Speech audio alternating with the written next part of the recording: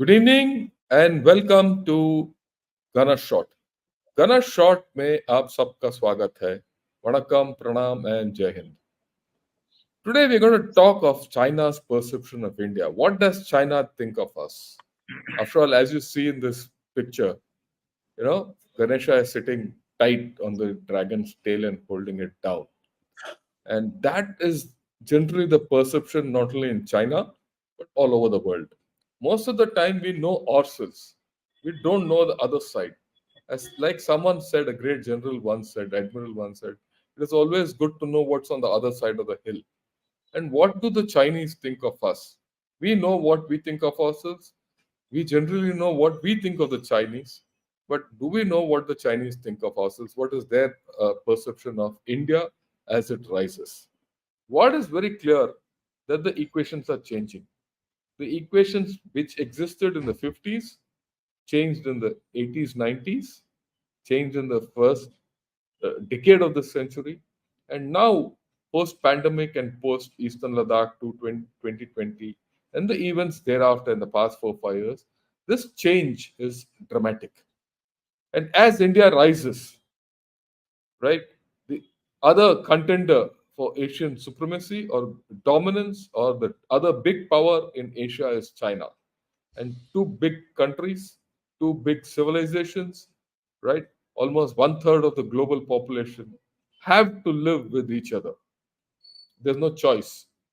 In this context, it is important for us to know what the Chinese perceptions are so that we know how to deal with them. So, with this as a backdrop, what we'll do now, sir, is I'd request each of you to give your macro perceptions of what the Chinese think of us in the next 4 to 5 minutes each. And then we'll take a few issues where I'll seek each of your views, and then we'll take it forward, and then we'll throw it to the audience. So first, I'll request Brigadier Arun Sahgal, sir, you may take the lead and give your macro view of the Chinese perceptions of India. Over to you, sir. Thank you, General Shankar. As usual, it's a pleasure to be interacting on your extremely important and vibrant channel. I have my first fundamental point is the perception that the Chinese think themselves of a superior power and a player is, I think, in my mind, is misperceived in our discourse. There is a huge amount of chatter which is destabilizing their thinking, and there are a couple of reasons for that. There are concerns rising within the Chinese academic circles, their policy circles, as well as onto Weibo chats and other areas where there is a discussion going on how to deal with India. The first point which I like to highlight is that India's growing population, which is taken over to the as number one populated country in the world. It is not the question of only population. The important thing of this is that India is always been an internalized market. India does not have to develop external export-oriented markets primarily for its own growth. So from the Chinese perspective, that Indian markets and Indian consumption model is something which India does not have to depend so much on globalization. The problem for the Chinese is there's a due circulation model that attempts to create an internal market forces has not actually worked so well. So there is a concern that in next 10 years, large Indian workforce that will be created as a part of this India's population growth story will replace China's success, denying Chinese population the ability to use market forces to be able to sustain their economic growth. Added to that is the declining population of the Chinese. You have also discussed this issue in your writings. as to how, despite the efforts being made to fast track the growth, the simple point is that the Chinese are not producing enough number of Chinese. There are not enough babies coming up because there are a large number of both social and the factors of, for example, most Chinese families live in 1.5 bedroom apartments. They simply cannot afford it. And then, of course, there are the other dependencies, social character. Third issue is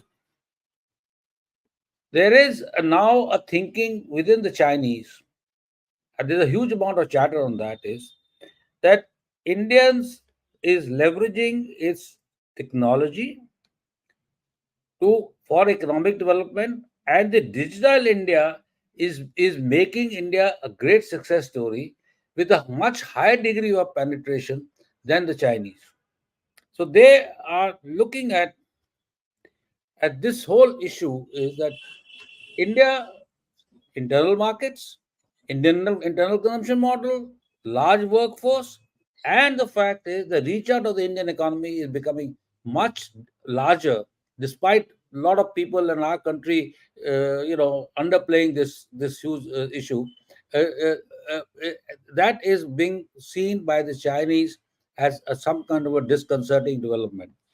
Added to that is the whole issue of decoupling and de-risking, which they see as a consequence of that, a large amount of global growth and global companies are shifting over to India, Apple and other issues, and also India is now investing in large amount in greenfield technologies. For example, our entire budget for this chip manufacture, semiconductors, is equivalent to our entire outlay on our education sector.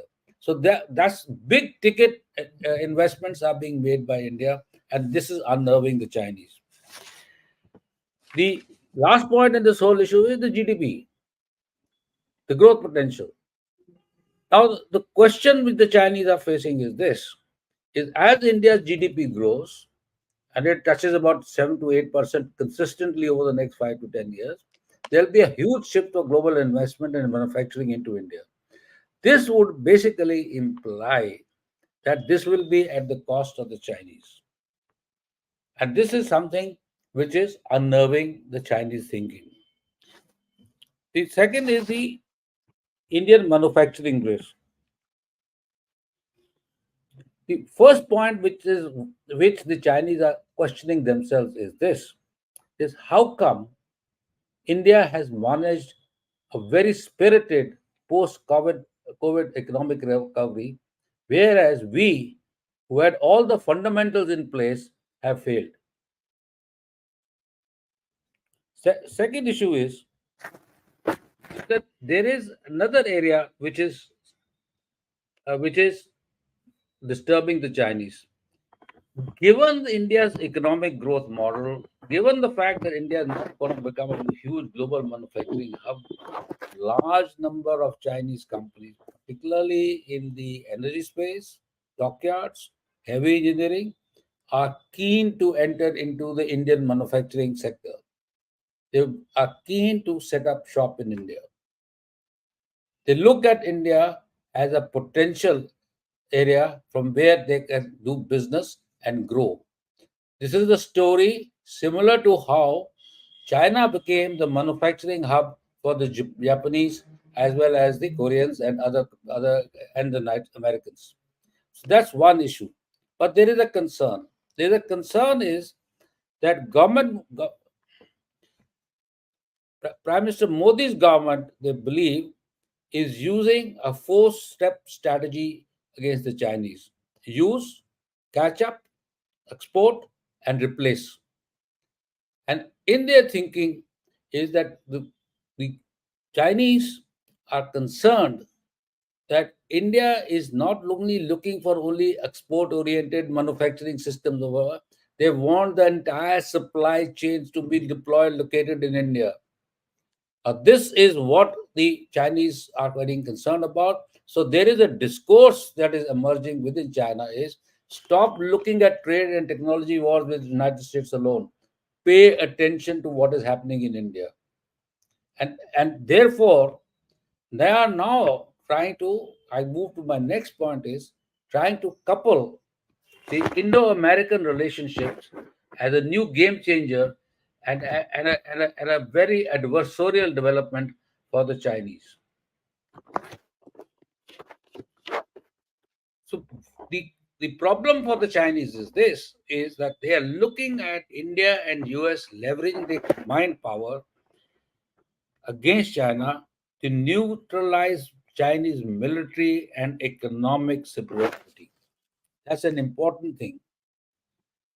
Netizens, as well as the strategic community, for example, are subscribing to a very interesting. There is a very interesting discourse in the Chinese net. The situation in Yangtze, which developed on 9 December 2022, is being directly linked to exercise Yuddha Vyas, I think it was called, carried out by India and United States forces. Huh? And, Yes, sir. yeah, Yuddha Himachal. Vyas in close to the LAC. Yes, sir. That Yangtze issue was perceived as a Chinese desperate reaction to showcase to the Indians and the Americans that there is a problem and the Chinese are present and you cannot override us. But the fact of the matter is that the growing India-US partnership in military Relationships. cooperation is a concern which is bothering them a lot. It is not only the US military cooperation that is worrying them. There is another area of concern is that the interdependence between Chinese and US economy to transform the upgradation sector has come awry. But there is another area. Chinese were trying to use their low-end technological capabilities by creating inroads into India, and this inroad was basically to stabilize the economic models of the southwestern China, where there are less number of industries. The idea was to try and ensnare India into RCEP as well as BRI. And once India becomes a partner of that, then the joint collaborative uh, in manufacturing as well as trade will help them to build up the resources of the southwestern China, which is industrially underdeveloped. That has not happened. In fact, what has happened instead is that India is becoming an improved manufacturing hub on its own and is developing at a much farther potential. We also have to understand one thing. Chinese are not bothered about Vietnam becoming a new manufacturing hub. Not only a supply chain backend. The problem for the Chinese is that Vietnam can never provide that kind of a growth potential that India can. So therefore, and they have seen how the model of Apple simply moving into India and having 1,000 crore profit in first year can work out. And tomorrow, once we have the other greenfield industries as well as the older other industries with additional investments coming up from internationally, that will upset them more. So the question is that they are saying it is not only the technological and economic decoupling and de-risking of the West. India is also a part and parcel of it. So you will now find in future that China going to WTO and other places will bring India as a co-conspirator with the West. And my last point is on the border dispute is the Chinese have a big dilemma. The dilemma is status quo versus status quo ante. There are four reasons for it. Number one is Chinese are aware that Ukraine has indicated that there is nothing known as revolution in military affairs. Revolution in military affairs is by and large a dud concept It is basically an innovation in military affairs where technology is being leveraged selectively towards means to an end. But essentially, the war remains an attritional war. Number two, there are a large number of articles appearing inside the Chinese, which are which are causing about talking about the the the the kind of equipment which is being developed by the Chinese, and secondly, as we are all aware of the fighting potential. They are questioning the ability of the modern Chinese conscript soldier to be able to handle the kind of high tech equipment which is being there. And the second thing is this high tech equipment has never been used under stressful combat conditions, and therefore they feel that it is they do not know. And then added to that is a large standing army which has never not been deployed, who does only flying and sailing around the Taiwan, is being getting increasingly prone to corruption.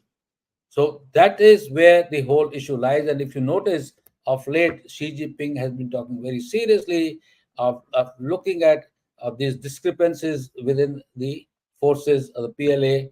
And we all aware of the fact that how some elements of PLA rocket force are talking about the fact is that instead of using fuel, they have been using water in this thing. I mean that may be some kind of a simile, but the fact of the matter is that there are serious problems. So all Issues. these Yeah. things are forcing Chinese to relook at the escalation model with India.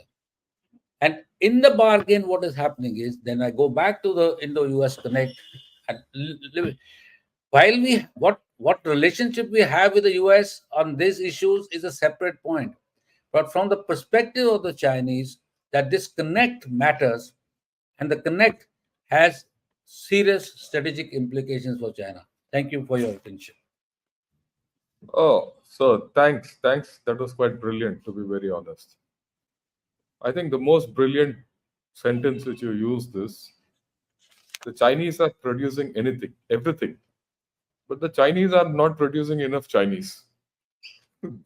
That's the problem China has, right? Unless China is able to produce enough Chinese, Hmm. their consumption is going to decrease, the workforce is going to decrease, and on the other hand, you just exposed it to the fact that the reverse is happening in India, where we've overtaken their population, we have a workforce, and everything and everything and everything.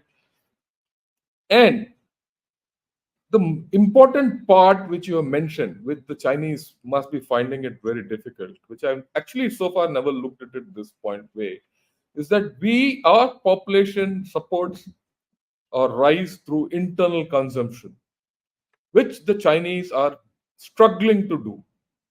Yes. You take any commentator, he says today China is not able to consume, and hence its GDP is not going to grow or it's going to decline, and it has already entered deflation, right?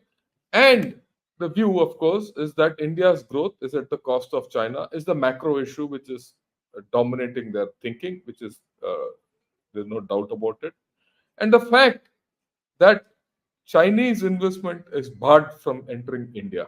Because the Chinese are, like you rightly said, they've exploited Japan, they've exploited Korea, they've exploited Taiwan, and even USA to a large extent. And what must be worrying them, which I think you again put it out very importantly, is the lack of leverage which they have due to the minimal, in fact, the lack of presence or lack of uh, their entry into India through the BRI or the RCEP, right? And then, of course, the elephant in their room is the emerging and the burgeoning India-China relation, India-US relationship, and which is something which is important. And then their problem, the problem of the PLA. In fact, sir, today I spoke on a Japanese channel, and I just echoed. It's called Jonan Sukasa Jonan channel, right? He's an economic commentator, but he made me speak on PLA, and this is what I told them. And this message is in Japan today, that the fighting potential of the PLA is suspect. They might have the best of equipment, it is not tried. And the fighting potential of the Chinese to carry out complicated maneuvers either in the high altitude or across the Taiwan Strait is suspect. We all know that China wants to establish a Sinocentric world order where it has to be the pole of the world, with USA, the declining USA, moving out of the equation, right? And to do that, it has to have dominance in Asia. It has to be the regional power in Asia, right? And that has it conditions China's geopolitical outlook. So, and plus, there is a traditional view that the three major powers, the global powers, are USA, India, and China. Sorry, USA, Russia, and China. And India doesn't have a play in that. So, with this as a background, how do you think China's geopolitical outlook towards India is going to get shaped and how it's going to impact us? Brigadier Saigal, sir, your view, and then I'll take. Okay. Yeah, it's a very interesting question, and uh, I may be excused for having a somewhat different perspective on this whole issue. Fine, no problem, sir. See, We want that. see, I look at China either as a continental power which is trying to earn its maritime dominance through huge maritime capability development. But the fundamental point for the Chinese is this: is that in projection of power, they are getting constrained. There is a constrainment on the eastern flank by the East China Sea and the huge first island chain, which is being dominated by the US-led alliance system. The problem for the Chinese is that on the western flank, there is a huge Malacca dilemma which he has to cross. So, essentially speaking, the Chinese maritime force is getting constrained in the South China Sea area alone. For breakout, it has to go beyond the Malacca Strait, and it is also the western is also the route which is its main supply route. Now, here, India's strength, capacities, capabilities will become a millstone around Chinese neck. So, therefore, in the internal discourses of China, there are two schools of thought. School number one is to teach India a lesson and use power and influence to make India capitulate or coerce India. That's one school. And unfortunately for the Chinese, the last 4 years have indicated the limitation of Chinese military power and its military coercive capabilities, primarily because they are suddenly coming to realize there are two things: there is a military power and there is a leverageable military power. How much military power can you employ? And in that employment scale, there is a near parity which is emerging on the continental domain. In the maritime domain, there is this whole issue of Quad, our partnerships with United States, Australia, and Japan to a degree, and India's own capacity building are becoming germane to the Chinese attempts at breakthrough on the western flank around the Malacca Strait. Here also, please note, I will request our analysts to note one thing. Look at the kind of capacities under Atam Nirbhar program India is developing. India is developing long-range maritime strike capability in multiple of affairs. We're developing a cruise missile. We do a long-range ship-to-air missile system. We are developing hypersonic systems. We are developing an entire ecosystem which will enhances our maritime domain awareness. All these elements are part and parcel of China constraint, not really China constraint, but constraining strategy of any power which wants to come into this domain.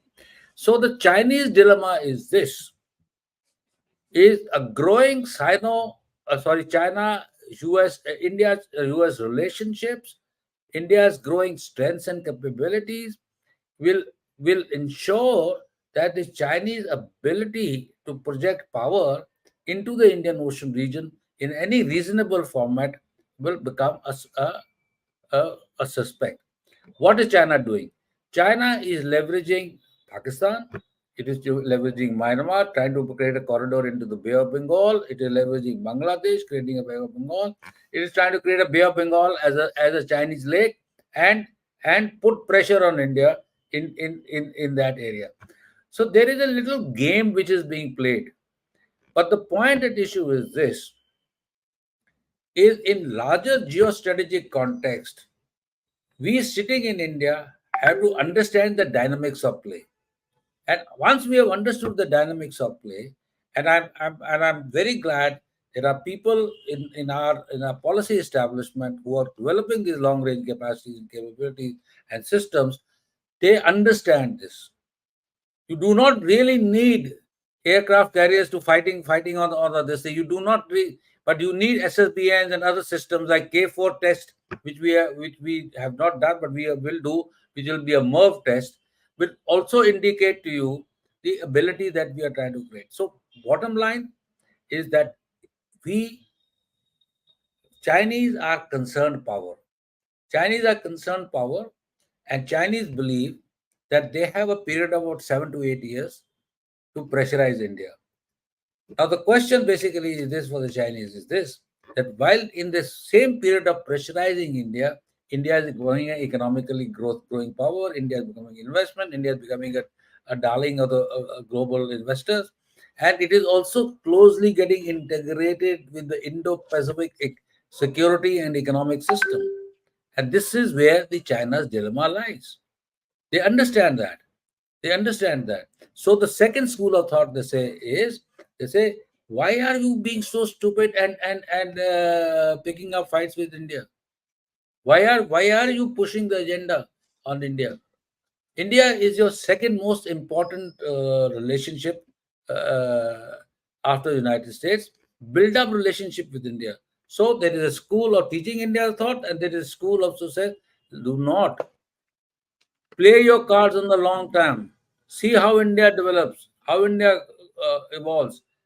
Play your card. No need to pick up unnecessary antagonism with India. So these are the two schools of thought which are prevalent in China at this point in time. That's my view, because that's my reading tells me.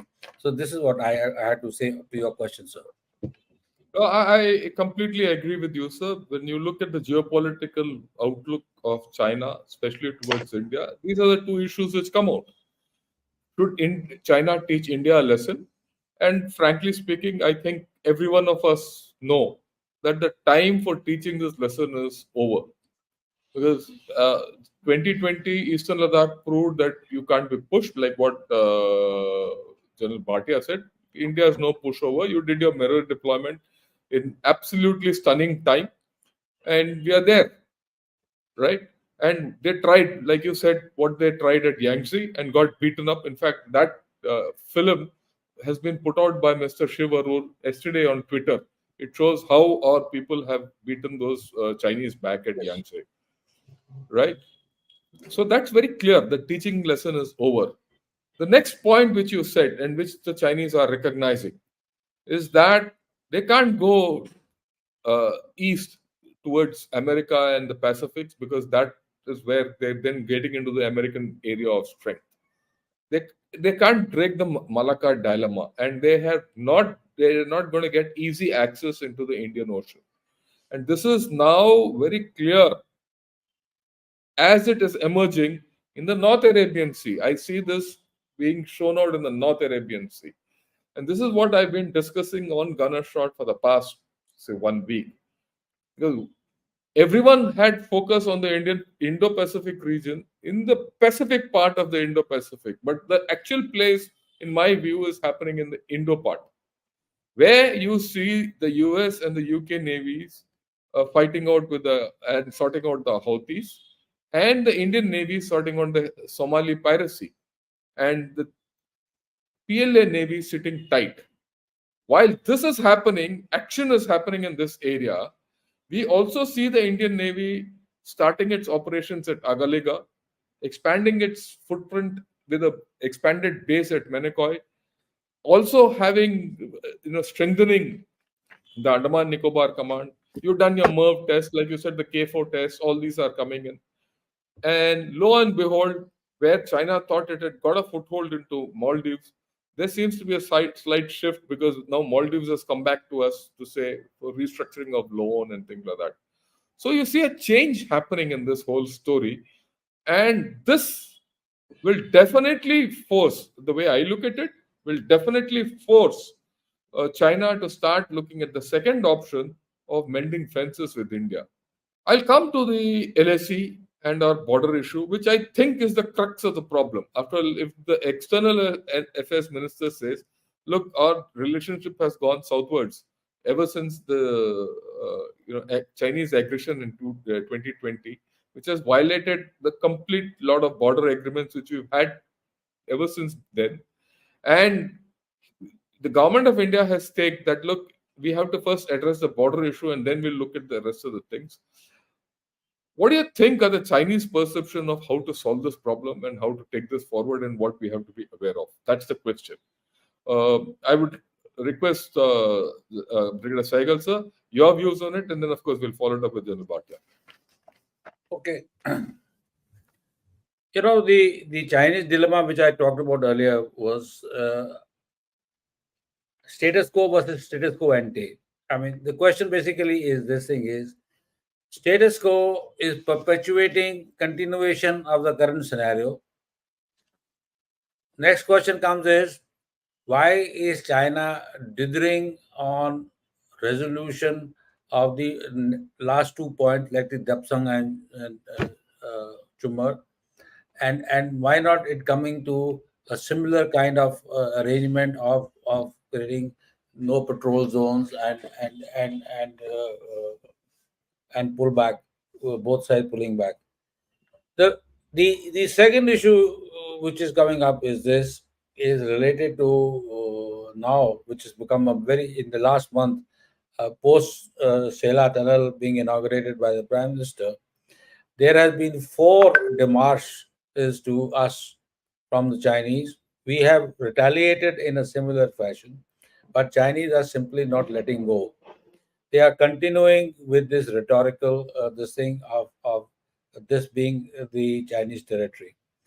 See, the logic behind all both these things is this: is that what is the Chinese position? How does China can China give a concession to India, and what does that concession will mean in return? What will they get in return? So the problem for the Chinese right now is this: is can it escalate? Sure, it can escalate. What does it believe that we have come discuss that? That does it believe that it can get a consequential operational advantage apart from a tactical gain of here or there? That's a question mark. Number two is their question is what will be the escalation levels beyond that? Now, India is equally poised. So the question therefore that comes about is this thing is how, or slow boil the present situation of slow boil continue and tire each other out. Situation is very clear to the Chinese that India not going to get tired out on this issue. So they are trying to develop a via media, and they will wait for a suitable time to develop a via media. Now, what is the context of that via media, particularly in the Ladakh sector is concerned? That is something which is you can turn around and say that they're making a new highway hugging the LSE to attempt to Karakoram highway, etc. are important issues. Those are not important issues. The important issue basically is this thing is pullback or no pullback, and if no pullback, how long they are intending to stay? Because like I said, the costs of coercing India are manageable by India, and India is not going to. As far as the Arunachal is concerned, the whole issue is linked to Dalai Lama, and also the fact is that despite years of control, despite years of pouring money, despite years of creating all those fancy villages around the border, the reality of the thing is that the Tibetan population is not happy. The Tibetan population is not happy, and they are not sure about how they will react post Dalai Lama. So, in my view, this whole scenario is linked at this point in time to A, continuing to use the standoff as a coercion against India in the belief that India might like to settle. And number two is that the issue on the eastern sector will again continue to boil, and they will continue to create conditions uh, basically to ensure that they oversee the Dalai Lama's life. What happens after that is an area which is totally unpredictable for the Chinese, and they do not know what the options would be. So the question for us is that we have to continue to deal with the status quo for the next couple of years. I'm sorry, this is the prognosis that I have. You will not get Chinese will try and seek concessions from us. My suggestion would be there is no reason for India to give any concessions. Our policy is straightforward: uphold the agreements, pull back, and then we will talk. We can proceed further. You cannot create new conditions and then expect India to take forward our relationship. The relationship is essentially based on contextualized on resolution of the boundary issue. And now I think India is my view. In my view, India should not settle for anything less. We have done what we had to do. We have had a situation for the last 4 years. Now we must need settlement, which is more permanent than an amorphous line of actual control, which everybody can question at any time. This is all I have to say. Yeah, I think that's a very fair one, sir. The important point which you made is the status quo as it existed earlier, as China perceived, right, to be what it is also changing. What is the status quo? We have to find a new modus vivendi for this, the way I look at it and the way you explain. Standoff, continued standoff as a tool of coercion uh, is come to the stage where it's going to get diminishing returns for China. Further military action along the LAC, minor or major, might not get them the results which they seek. The larger objectives of settling the boundary issue the way they want it also might not result. Okay, and then so their reaction to the Sela Tunnel and the PM's visit to Arunachal, they made it some kind of a prestige issue where every second day this Global Times and its spokesman would talk something about it, and they're making a big issue out of it. And it is not only they're making a big issue out of that, they're clubbing other issues and making coming out with stories. Even today they came out with something like that in the Twitter. Yeah, I've seen that. Huh? Yeah. Now, the point is, which I think, which is critical, is the people of Tibet. After investing so much, they're still unsure of the people of Tibet. And once, whether it is in this time, in the lifetime of Dalai Lama, or in the next, if they're entering a zone of, they don't know where they're entering. And I don't think they have a full handle on this. Even if they put some, their own Dalai Lama, whether the Tibetan people will accept it the way they accepted the Panchan Lama surrogate, whoever they put, is a question mark. Even if it is accepted superficially, whether deep down something might go wrong is something which they're saying. which is questionable, and hence the Chinese will be on unsure footing in Tibet as a whole. And the importance of people, which a lot of people in India. I mean, you brought out a very significant point, which I'd like to highlight to everyone. A lot of people in India and the world over have started thinking of war and conflict as a contest between technology, military power, X, Y, Z, and territory and things like that. And we have started as a whole, the military people also as a whole, discounting the value of people in conflict. And this importance of people and the value of conflict has come forth in Ukraine, and it has also come forth in in Gaza. the Israel Gaza affair, right? People as a major quotient of conflict, military conflict, is something we cannot ever forget. And I think this is something which we have to watch and amend our whole story, which I think General Bhatia also, so you made a mention of it in passing, but I think it's very important that we talk of the people. I mean, more of people in military affairs is important.